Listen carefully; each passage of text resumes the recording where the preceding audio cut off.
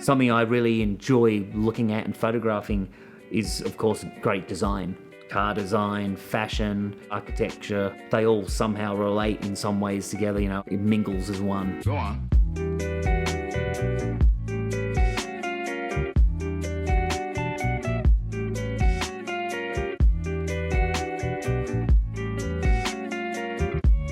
Hi, my name's Anton Watts. We're here at my home, and it's called the Walk Street House.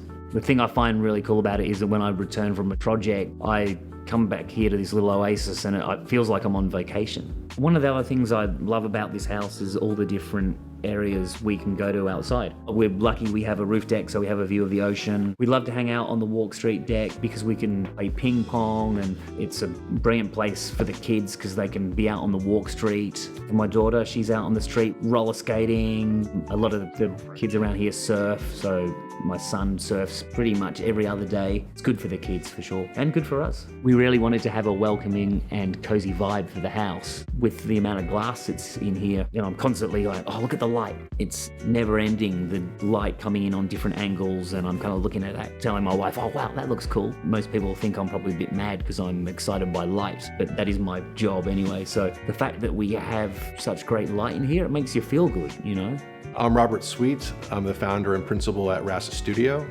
We designed and built the Walk Street House. When Anton and Marty came to me, their brief was pretty simple. They wanted a house that connected to the outdoors. We have a 26-foot wide slider that pockets out of sight, really blurs the interior and the outdoors, allowing the house to live larger than its square footage would do so. And we use this area so much, and the doors are open all the time. It's amazing. Robert made some really smart decisions about storage for the house. So with the small footprint, we wanted to maximize efficiencies. There's a lot of built-ins that provide storage throughout the house. And they kind of replace furniture. Designing and building with sustainability in mind, it benefits everyone. A passive design was used to provide the cooling for the house. It's the use of operable windows, sliding doors, and skylights keeps the house cool using the ocean breeze. Radiant floor heating provides the heat for the house. It's hydronic. Western red cedar is used throughout both the exterior and interior. It's responsibly forested. The use of natural light, open floor plans, the use of honest materials, all those things contribute to, good modern design. And when we were in the design phase of the house, we were like, okay, Robert, we need to fit a piano in because it's my father's grand piano. I grew up with him teaching me how to play at the age of 5 on that piano. And it's a family heirloom, obviously, but it has a lot of memories. And Dad'd love where it is. Well, we wanted the living spaces to be on the ground floor. And one of the city requirements was to provide a 2-car parking garage.